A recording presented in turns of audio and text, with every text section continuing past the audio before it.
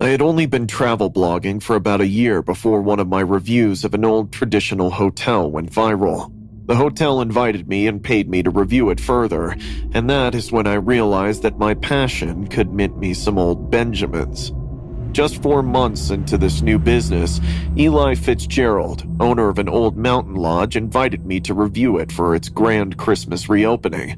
The lodge had been closed for nearly a century, buried in an avalanche, but Eli's team had restored it. I figured it would be a quiet week in the Rockies, a good story for the blog. When I arrived, the place felt wrong. It wasn't just the lodge itself, massive and looming, as if it had grown out of the mountains, but the staff too. They were dressed in clothes from another era, bow ties and long skirts, and spoke in a stilted, old-fashioned way. They didn't really smile.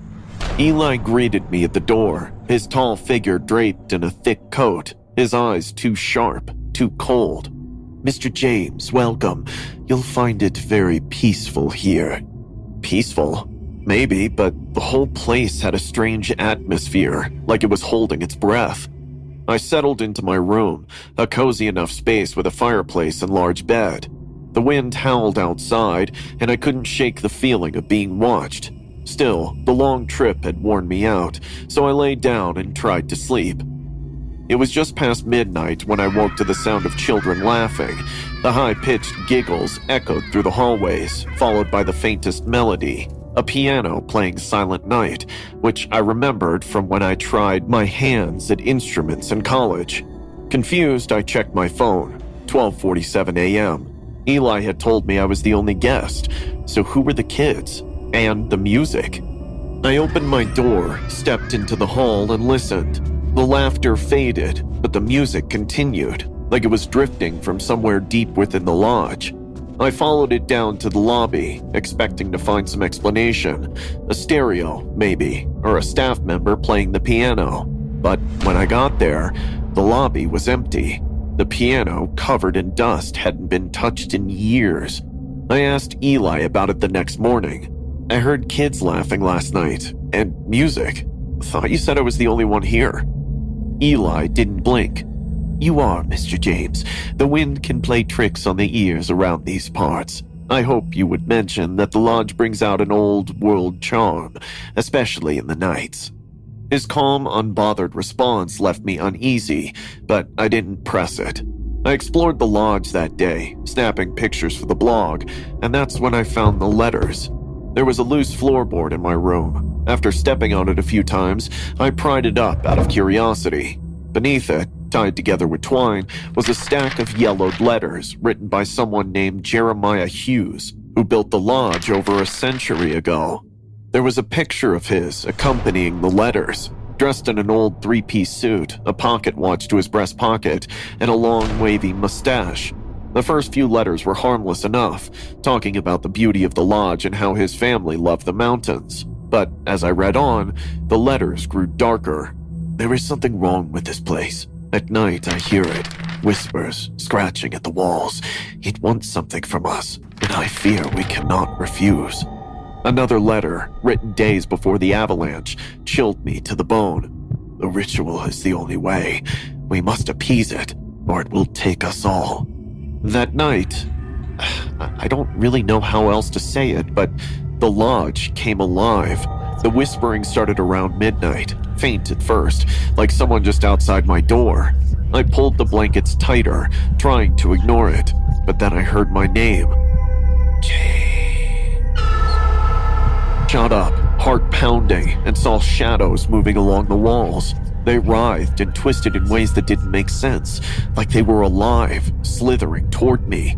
I backed away, cold sweat dripping down my neck, but they kept coming. "James, come back." I ran out of the room, my footsteps echoing down the hall, but no matter where I went, the whispers followed me, calling out my name. The walls seemed to close in on me, pulsing like they were breathing. And just when I tried to look out the window in the dark, the glass fogged, like someone had blown hot air on it. I took some steps back and reminded myself that I might be imagining things due to being alone at this place, but just when the deep breathing calmed down, I felt someone's cold hand gripping mine. I yelled and ran down the stairs. Thankfully, in the lobby, I found Eli standing by the fireplace, his back towards me. "I need to leave right now.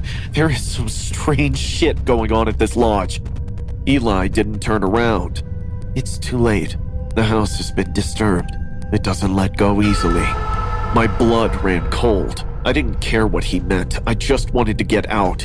I grabbed my coat, ran to my car, and drove down the mountain as fast as I could, not caring about the luggage that I had left behind. As fate would have it, I learned in the news that a sudden avalanche swallowed the lodge early in the morning, taking its new owner with it. Rescue efforts were underway for a week when the authorities finally reached to my luggage. They found my phone and laptop and sent it back to me. My laptop never worked again, but I was surprised that my phone fired up.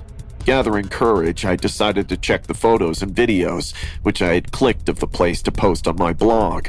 To my surprise, in those pictures were captured children and people dressed in old dresses whom I had never seen. And then, in one picture, I saw a man sitting on a chair next to my bed. He was dressed in an old three-piece suit, a pocket watch to his breast pocket, and carried a long, wavy mustache. The original owner of the lodge, Mr. Jeremiah Hughes. I'm throwing a party for you at Outnet on November 23rd. Sign up with Revolut. Join the revolution. It started out like any other evening, just me and Emily, my little sister, heading to McDonald's after school. It was one of those harmless rituals we did whenever we had a chance.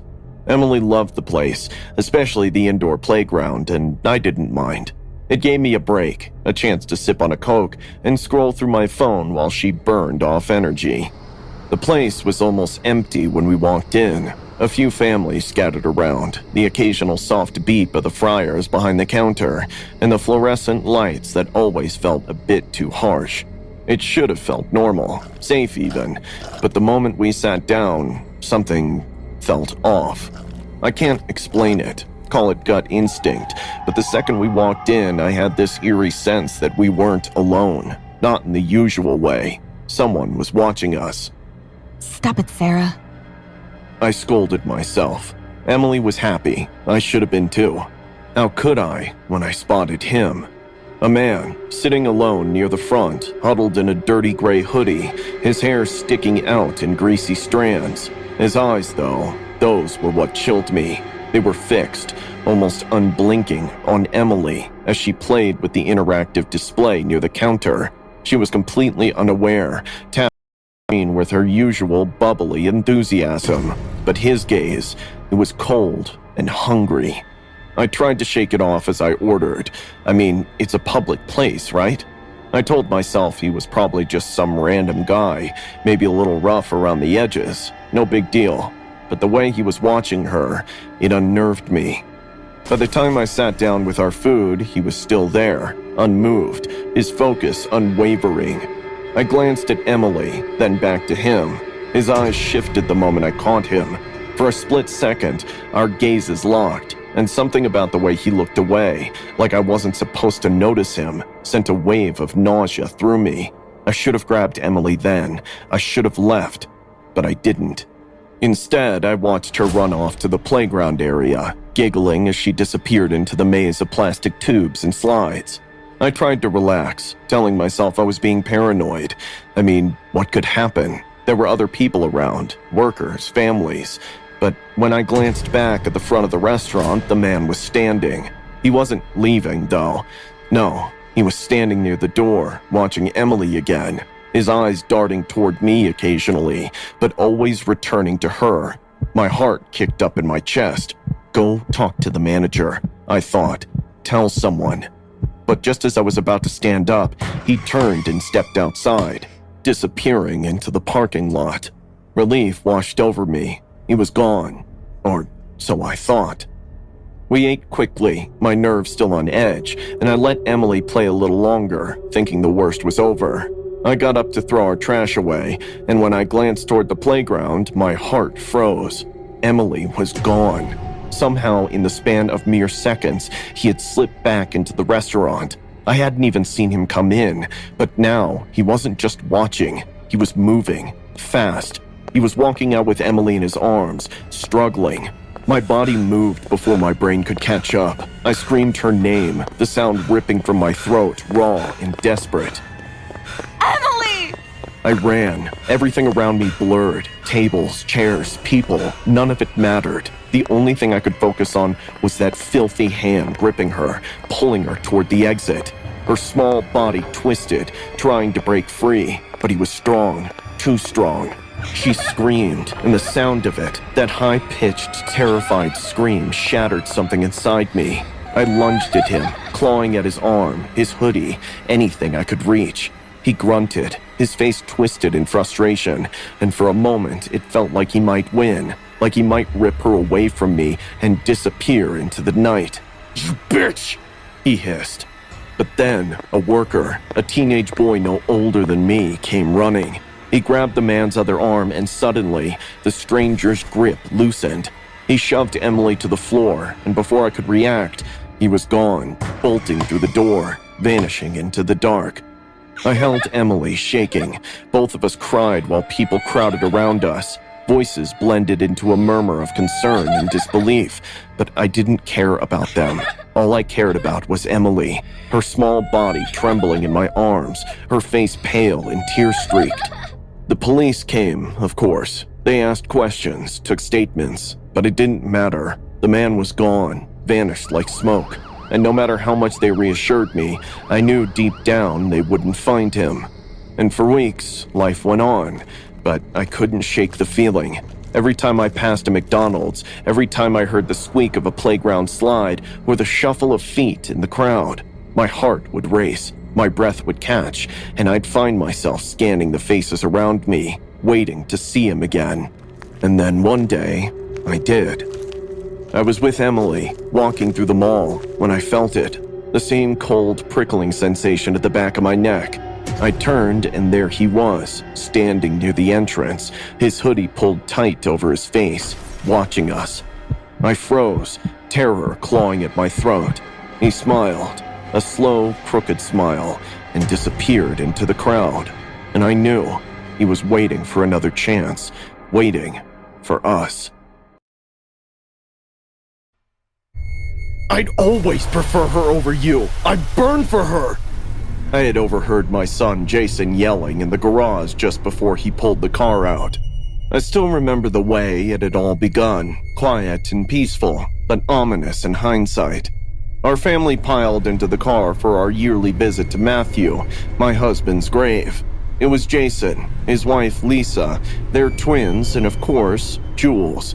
Jules had been the kids' caregiver for about a year, helping out around the house. She had become family, the daughter I never had. Jason insisted Jules sit in the front with him, leaving Lisa to tend to the kids in the back. I noticed the way Lisa stiffened, her eyes darkening for just a moment before she forced a polite smile. That was Lisa, always composed, putting my son before herself, even when something ate her away. But there was no hiding the tension that hung in the air, thick and stifling. I should have said something, anything, but I chose silence, and that was my worst mistake. At the cemetery, the day stretched long and dull as we cleaned the grave. The kids ran around, laughing, while Jules helped with the cleaning, always staying close to Lisa and closer to Jason. I noticed, and so did Lisa. I caught her watching them when she thought no one was looking. Her hands gripped the gardening shears so tightly that her knuckles turned white, while Jason, oblivious or maybe indifferent, chatted away with Jules like it was just another day. Little did we know, it wasn't. The ride back home was silent, save for the occasional giggles from the kids. Lisa stared out the window, pale like a ghost. Jason was unusually quiet too, but his actions screamed betrayal. The casual brush against Jules's thigh as he shifted gears, the stolen glances, the shy smiles.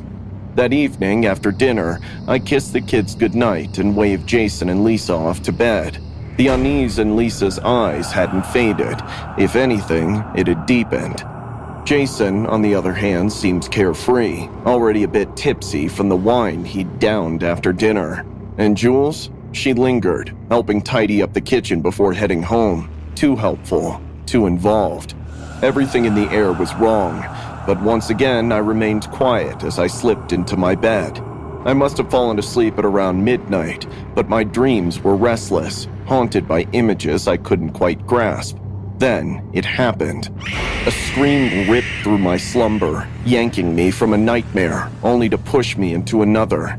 For a moment, I thought it was still dreaming, until the smell of smoke hit me, thick and suffocating. I sprinted down the hall, my heart pounding in my chest. The kids were already outside crying, surrounded by neighbors who had rushed to help. The house was bathed in orange. Flames licked at the walls, devouring everything in their path.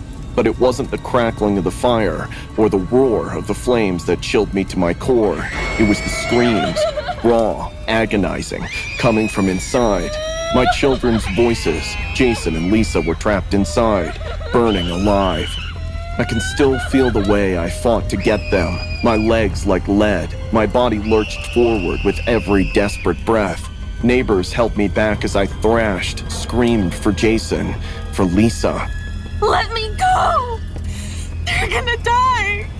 My voice was broken, hoarse from the smoke and the terror that gripped my chest. Hot tears cut through the soot on my face as I begged, but their grip only tightened. The fire roared louder, and all I could do was watch. Soon, siren wailed. The fire trucks arrived, but it was already too late. When they pulled Lisa out, her body was barely recognizable, charred beneath layers of blackened skin. But she was alive, just barely breathing. Alive. But my Jason didn't make it. The flames had consumed him, leaving only ash. At first, they said it was an electrical fire, faulty wiring, they assumed. It made sense with an old house like ours. Fires like that happen all the time. Investigators nodded and scribbled in their little notepads, shaking their heads like it was just a sad, tragic accident. But I knew it wasn't, not even close. A week later, when Lisa finally woke up in the hospital, her voice was raspy and weak, but her words, they were chillingly clear. She had discovered Jason's affair with Jules, found texts and voicemails laid out before her like a death sentence. That day at the cemetery, she'd simmered in her own rage, quietly plotting. She had waited for Jason to pass out, drunk and oblivious, after they had the argument. He confessed, thinking she would forgive him like always, but this time Lisa didn't forgive. She started the fire, watching as it spread as Jason slept through the beginning of the flames. She wanted it to look like an accident, the thought that something like this could hide behind her calm demeanor, her steady hands. It's terrifying. What kind of darkness had she been carrying all this time? Why didn't she reach out? As they wheeled Lisa away from the police, I stood there, staring at the empty shell of our home, at the blackened remains where my son had died. Could I have stopped it? Could I have said something? Done something? I replayed every moment, every glance, every conversation. If I had spoken up, if I had confronted Jason, if I had taken Lisa aside. But now, it was too late. My silence had cost me everything I owned. I still hear the crackling of the flames in my dreams, and sometimes, if I listen close enough, I can still hear Lisa's scream mingling with the roar of the fire. It wasn't the scream of a woman in pain. It was the scream of someone who had finally snapped. I transferred to Crestmore College to escape the mess I'd made of my life. It was supposed to be a fresh start, but then I got to know about the attacks. The rumors were vague, but unsettling. A masked figure dressed as a WWE wrestler assaulting students at random. I figured it was just campus folklore, until one night, I met him. I had stayed late in the library, cramming for midterms. When I left, the campus was eerily quiet. No late-night chatter, no footsteps, just fog creeping around the manicured lawns. I was really sleepy, so I didn't even bother to check the two cute girls making out behind the bushes along the way. When I got to my dorm, the door was slightly ajar. That's when I sensed something was wrong. Did I forget to lock it? I pushed the door open cautiously, stepping into the darkness. The light switch did nothing. The power was out. The door slammed shut behind me, the bang echoing in the silence. I grabbed my phone, its weak flashlight trembling in my hand. That's when I saw him. Standing ahead was a man in a Rey Mysterio mask and a grotesque grin. He wore dark, ragged clothes, but he sure scared the hell out of me. What the hell? He tilted his head like he was sizing me up, then spoke in a low, raspy voice. You've disrupted the spectrum. Before I could move, he lunged. His boot slammed into my stomach and I went flying into my desk. The air knocked from my lungs. I scrambled to get up, but he was on me fast. He twisted my arm behind my back, forcing me to the ground. You're distorting the frequencies, yeah. Help! I screamed. I elbowed him in the ribs, managing to break free. I almost got to the door, but he blocked my path and swung a sharp kick, sweeping my legs out from under me. Pain shot through my body as I hit the floor again. The guy was relentless, moving with an eerie grace, like he knew exactly how to inflict pain. He grabbed me by the throat, lifting me off the ground. My vision blurred, my breaths ragged. His words were nonsense, but his intent wasn't. The patterns, they need to be restored. With my last bit of strength, I grabbed a pillow from the bed and shoved it into his face. He loosened his grip and I bolted for the closet, slamming the door shut behind me.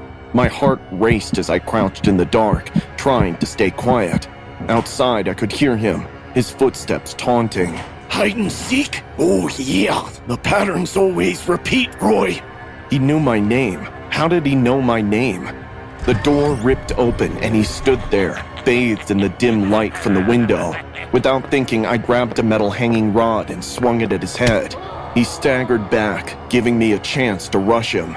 We collided into the bookshelf behind, books crashing to the floor. He recovered fast, grabbing me by the throat again. His grip was tight, and the edges of my vision started to fade. I thought it was over. Then suddenly, he let go. I crumpled to the floor, gasping for air. The masked man stood over me, tilting his head as if listening to something only he could hear. Oh, Martha's a-callin'. He walked out, vanishing into the foggy hallway without another word.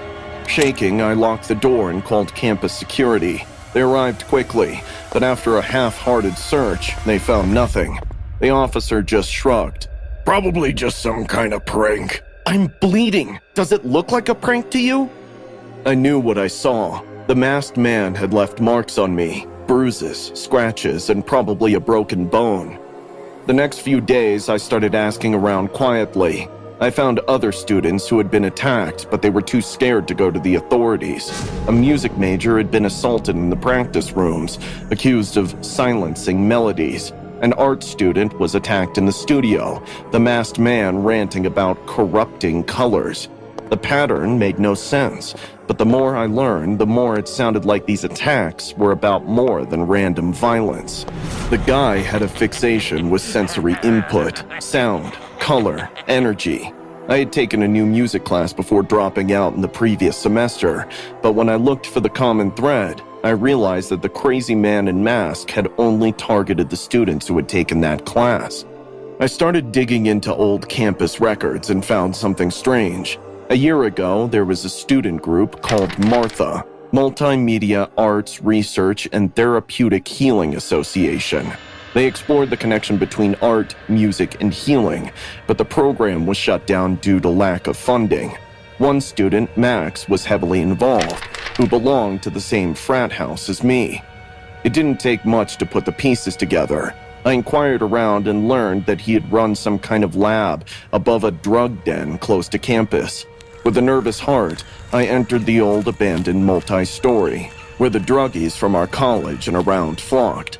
It was a scary experience, but I found some frat members there who bumped me in. I crossed the creepy, dirty, probably infected stairways of the place before reaching a locked room above where loud music played. I had a hunch this was it, but I was wise enough to not go and get beat up again.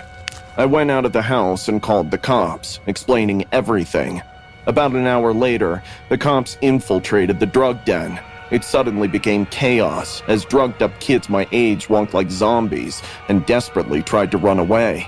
I kept on the lookout for Max. I had seen him once at a frat party before, so I was certain that I could recognize him, but I didn't even need to. The second-floor window was suddenly broken, and out emerged a man on the shed wearing a Rey Mysterio mask. He howled, "Martha lives forever, oh yeah," before jumping down. I rushed ahead to find him screaming, one of his legs broken and a bone poking out. 2 cops arrived and cuffed him while he cried. As I started taking him away, he finally looked at me and realized that it was my doing. "You took my funding, yeah. You took my groundbreaking research away. You took my Nobel away. My Nobel. I will kill you. I will kill all of you. Rey Mysterio will take you down." After the police took him, I went inside to see his lab. There were Rey Mysterio posters everywhere, hundreds of buds of joints thrown around carelessly. The place was messy, but there were equipments and gadgets. Something inside him was definitely broken, and when he realized that he couldn't do anything about his research, he assumed the form of his favorite WWE star and attacked those he thought took his funding, the new music class students. It started like any other day. Just me, my delivery truck, and the endless loop of houses. I've been working for Amazon for a couple of months now. You get used to the routine, the predictability, but nothing could have prepared me for what happened that day on Elm Street. I was nearing the end of my route when I pulled up in front of an old 2-story house. Just another stop, I thought. And then I saw her. A woman standing on the porch, arms crossed, her face twisted in something between anger and disgust. She was staring right at me. I parked along the curb, double-checked my list, and headed toward her neighbor's door. That's when I heard the voice. You can't park here.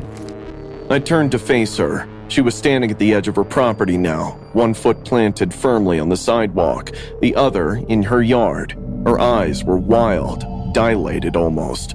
"Ma'am, I'm just delivering a package next door. I'll be out of here in 2 minutes.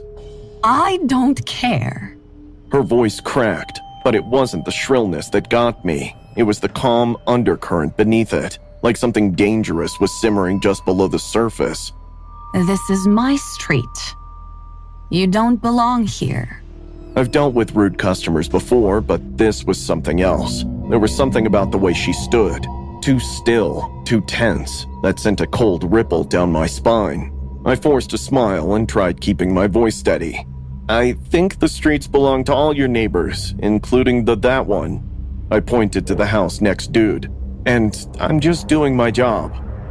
For a second, I thought she might let it go, but then she stepped closer, blocking my path. Leave. Now.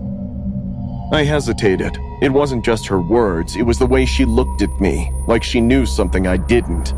I muttered something about finishing my job.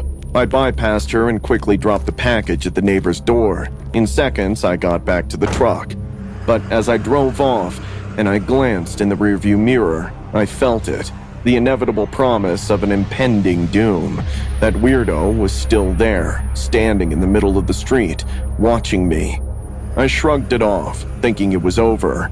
I couldn't have been more wrong. Hours later, after a long day of deliveries, I found myself driving home, my mind drifting back to the woman on Elm Street. The way she looked at me had stuck, burrowing its way into my thoughts. I shook it off. I was just tired, I told myself. Too many deliveries, too little sleep. Then I noticed something as I neared Elm Street again.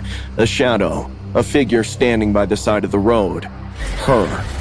My stomach dropped. She was waiting for me, all this while? I slowed down, hoping to pass by unnoticed, but the moment she saw my truck, she stepped right into the street, arms crossed just like before. I had to hit the brakes to avoid hitting her. Get out of the truck. She ordered, her voice low, eerily calm. I didn't move. My heart was pounding now, each thud echoing in my chest. "Ma'am, I don't want any trouble. I'm just headed home." Her face twisted into a smile, but it wasn't comforting. It was too wide, too forced, like she was mimicking a human expression she'd forgotten how to use. You think you can just come into my neighborhood, do whatever you want, and leave? Something in her voice told me this wasn't just about parking. Something deeper, something twisted. I'm leaving now, I said, my voice barely above a whisper as I shifted the truck into reverse. Her smile dropped. Oh no, you're not. She lunged toward my truck, her hands slamming against the hood. My breath hitched. What was she doing? I hit the gas, reversing down the street as fast as I could, tires screeching. In the rearview mirror, I heard her sprinting to the car, the engine roaring to life. She was coming after me. I floored it, speeding through the winding streets, headlights cutting through the thickening dusk. She was right behind me, her car barely inches from my bumper. The beams of her headlights flooded my mirrors, blinding me. My pulse raced as I swerved down a side street, praying she wouldn't follow. But she did. Every turn I took, she was right there, relentless. I could see her face now in the reflection of her headlights, contorted, unhinged. It was like she was enjoying this chase. Her faint giggles reached my ears as I raked my brain for possible escape. And just when I thought there was none, I spotted it. A narrow alleyway up ahead, just wide enough for my truck. Without thinking, I veered into it, scraping the sides of the vehicle as I barreled through. Her car wouldn't fit. I hoped it would slow her down. I parked in the shadows, killing the engine, holding my breath. Everything was silent for a moment. Then I heard it, the crunch of gravel, the slow roll of tires. She was circling the block, looking for me. My hands shook as I clutched the steering wheel, sweat dripping down my face. I could hear my heartbeat in my ears, each thud louder than the last. I watched her car crawl past the alley, her headlights sweeping across the entrance. She had lost me, hopefully forever.